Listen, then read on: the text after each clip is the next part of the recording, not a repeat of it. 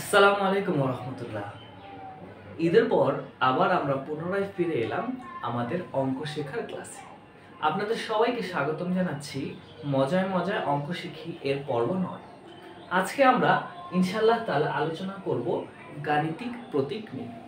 এই টপিকসটি অনেকের কাছেই অনেক বেশি অপরিচিত, তবে এই টপিকসের যা যা বিষয়বস্তু আছে তার সবগুলোই কিন্তু আমরা আমাদের অঙ্ক শেখার যাত্রায় ব্যবহার করে থাকি। অঙ্কের হিসাব নিকাশ করার জন্য এই গাণিতিক প্রতীক বিষয়টা অনেক গুরুত্বপূর্ণ। গাণিতিক প্রতীক বলতে সহজ ভাষায় আমরা কি বুঝি? আমরা গণিত বা অঙ্ক করার জন্য যেই প্রতীকগুলো ব্যবহার করি সেইগুলো আসলে গাণিতিক প্রতীক। আমার স্টুডেন্টরা মাঝে মাঝেই মজা করে আমাকে জিজ্ঞাসা করে যে স্যার, বাংলার স্যার বাংলায় কথা বলে, ইংরেজির স্যার ইংরেজিতে কথা বলে, আর আপনি অঙ্কের স্যার, তো আপনি তো একটু অঙ্কতে কথা বলতে পারেন, ঠিক না? আসলে অঙ্কেরও একটা নিজস্ব ভাষা আছে এবং অঙ্কের ভাষাটা হলো অনেক বেশি মজার। অঙ্কের ভাষা অনেক বেশি কথা শুধুমাত্র একটা চিহ্নের মাধ্যমে প্রকাশ করা যায়। অর্থাৎ আমরা যেটা বলি সেই বলার জিনিসটা অনেকগুলো কথা শুধুমাত্র সংক্ষেপে গণিতের মাধ্যমে প্রকাশ করা যায়। তো সেরকম মজার একটা টপিকস নিয়ে আজকে আপনাদের সামনে আছে গাণিতিক প্রতীক। তো গাণিতিক প্রতীকগুলো বিভিন্ন ধরনের আছে। প্রাথমিক পর্যায়ে গাণিতিক প্রতীকগুলো মোটামুটি মোটা দাগে 3টা ভাগে ভাগ করা হয়েছে।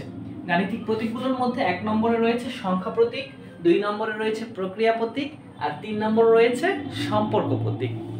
তো এখন এই যে সংখ্যা প্রতীক কি আমরা সবাই চিনি, আমাদের কাছে অনেক বেশি কমন। আমরা ছোটবেলায় সেই আমাদের মায়েদের কাছ থেকে 1 2 3 4 যেগুলো আমরা শিখি, সেইগুলো যেই চিহ্ন দ্বারা প্রকাশ করা হয় সেগুলোই হলো সংখ্যা প্রতীক। অর্থাৎ আমরা কিন্তু এগুলো শিখছি, আমরা ব্যবহার করছি, এবং এটার নাম সংখ্যা প্রতীক।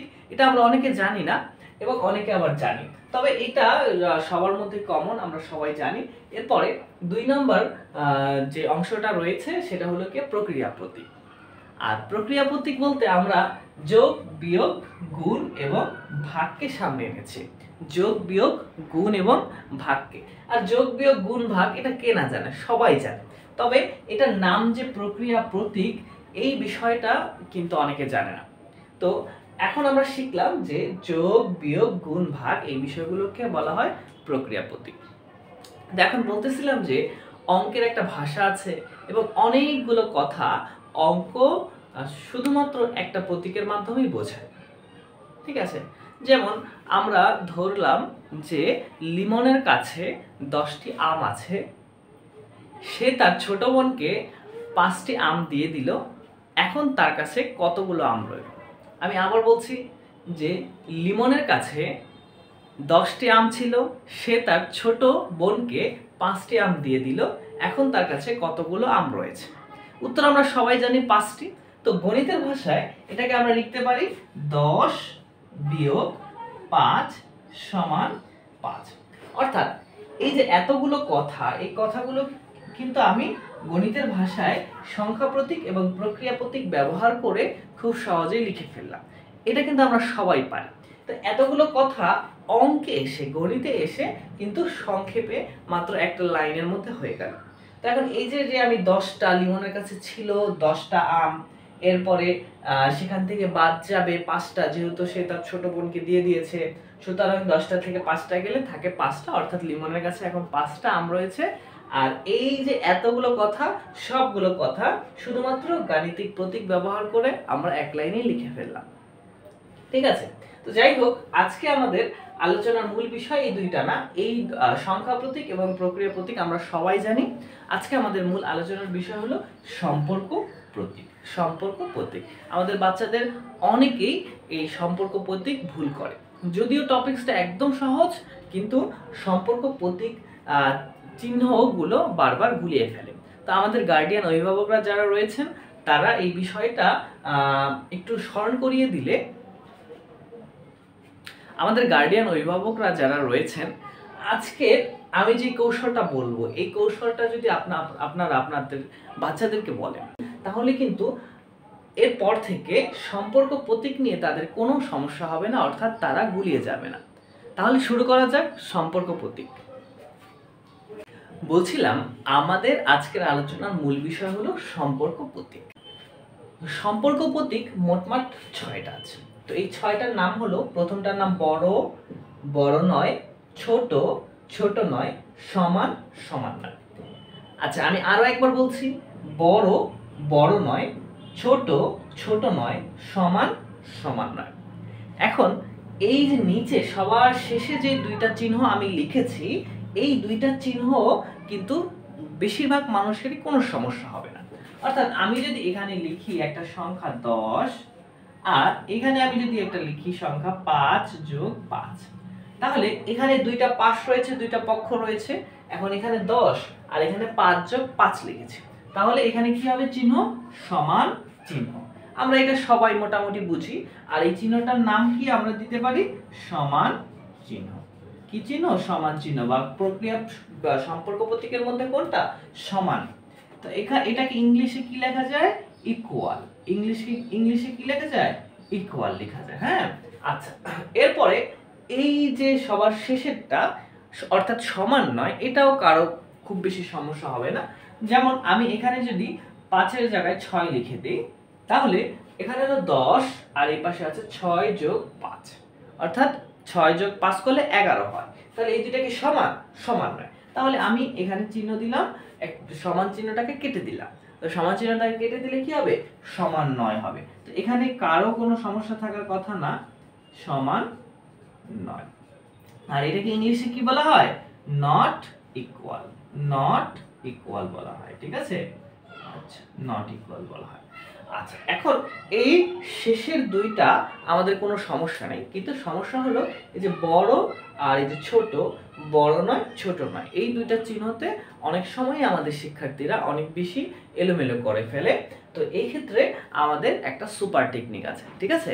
আচ্ছা, তাহলে এখানে আমি সবার প্রথমে দুইটা সংখ্যা লিখব।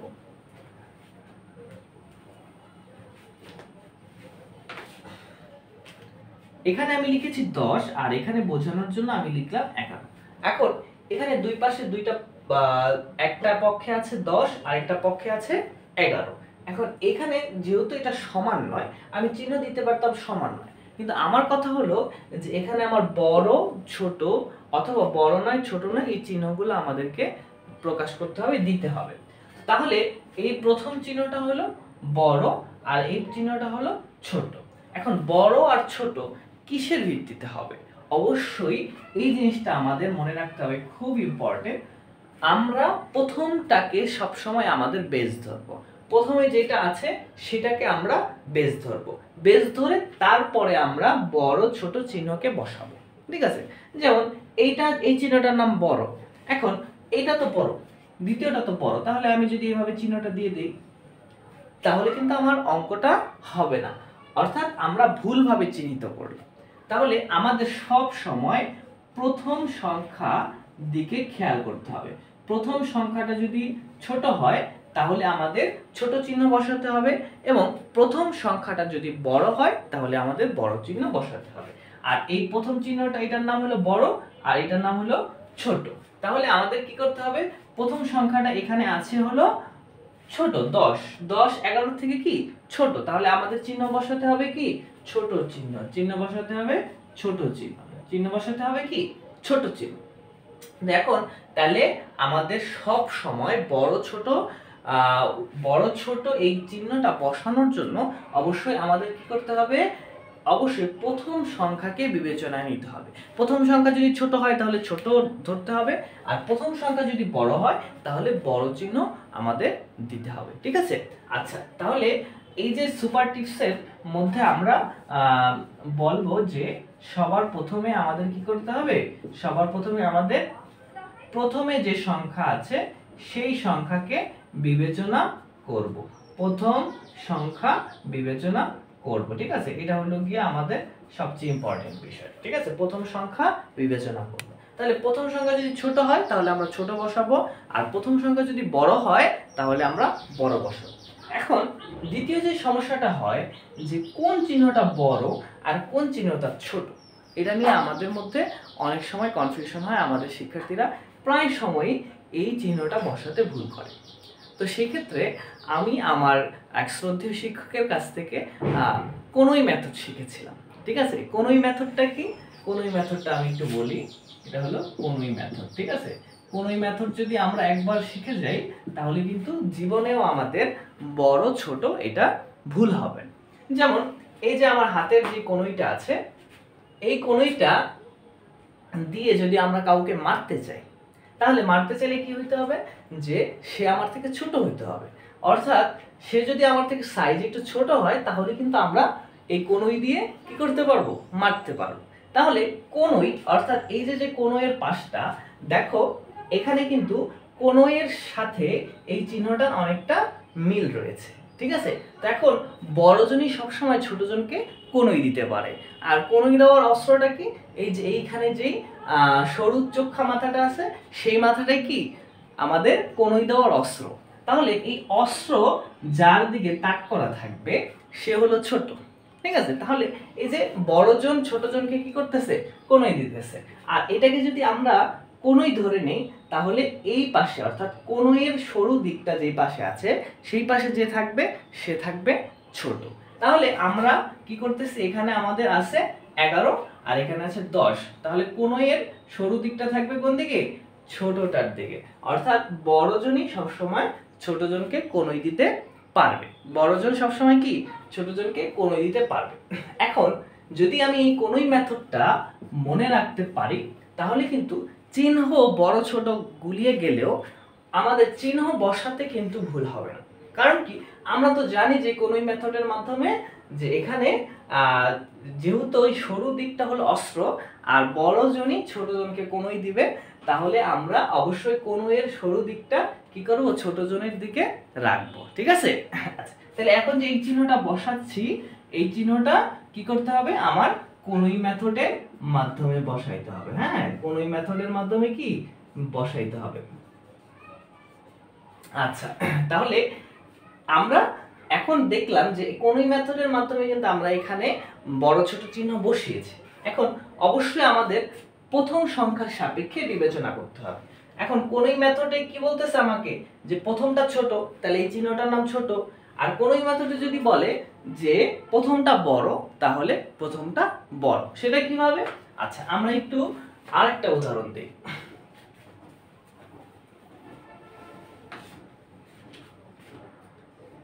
এখানে লিখলাম 20 আর এখানে লিখলাম 15। তো এখন এই যে 20 আর 15 আছে, এই দুইটার মধ্যে সর্বপ্রথম আমি কোনোই মেথডকে প্রয়োগ করব। কোনোই মেথড অনুযায়ী 15 ছোট আর 20 কি বড়। তাহলে কোনোইয়ের সরু দিকটা কোন দিকে যাবে?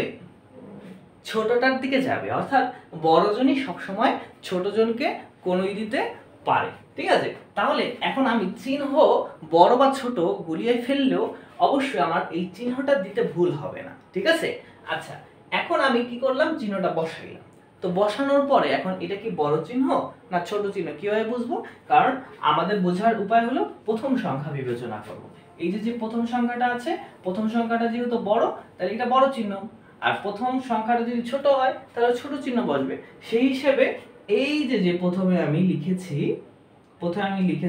এটার কোনোইটা আছে কি দ্বিতীয়টার দিকে, 2 নম্বরটার দিকে। ঠিক আছে, 2 নম্বরটার দিকে আছে, অর্থাৎ এটা হলো বড় চিহ্ন আর এটা হলো ছোট চিহ্ন। ঠিক আছে, আচ্ছা তারপরে যদি বড় চিহ্ন এবং ছোট চিহ্ন আমি বুঝতে পারি তাহলে কিন্তু আমার কাছে বড় নয় ছোট নয় কোনো বিষয় না। যেমন এখানে 20 আছে, এখন আমি যদি ছোটজন বড়জনকে কোনোই দিতে চাই, অর্থাৎ এই চিহ্নটা ছোট বানাইতে চাই, তাহলে কিন্তু ছোট হবে না। তখন আমি কি করব? একটা ক্রস দিয়ে কেটে দিব। অর্থাৎ ছোটজন কখনোই বড়জনকে কোনোই দিতে পারবে না। তাহলে এই চিহ্নটার নাম কি দাঁড়ায়? এই চিহ্নটার নাম দাঁড়ায় কি বলতে হবে? এই চিহ্নটার নাম কি? এই চিহ্নটার নাম হলো ছোট নয়। অর্থাৎ এটা ছোট নয়। ঠিক আছে, আবার যদি আমি একটা বড় চিহ্ন দেই, বড় চিহ্ন দেওয়ার পর এটাকে কেটে দেই, তাহলে এটার নাম কি হবে? বড় নয়। ঠিক আছে, তাহলে এই যে সুপার টিপস দুইটা আছে, একটা হলো কোনোই মেথড, অর্থাৎ কোনোইয়ের সরু দিক যেই দিকে আছে সেই দিকে থাকবে ছোটজন। ঠিক আছে, আর দ্বিতীয়টা হলো প্রথম সংখ্যা বিবেচনা করব। প্রথম সংখ্যা যদি ছোট হয় তাহলে ছোট চিহ্ন বসাবো, প্রথম সংখ্যা যদি বড় হয় তাহলে বড় চিহ্ন বসাবো, বা চিহ্নটার নাম হবে বড় অথবা ছোট। তাহলে আজকের ক্লাসটা আশা করি খুব বেশি ইন্টারেস্টিং ছিল, এবং আমার ক্লাসগুলো কেমন লাগছে এই ব্যাপারে আপনাদের গুরুত্বপূর্ণ মন্তব্য আশা করছি। আজকে এই পর্যন্তই, দেখা হবে অন্য কোনো দিন ইনশাআল্লাহ। আসসালামু আলাইকুম ওয়া রাহমাতুল্লাহি ওয়া বারাকাতুহু।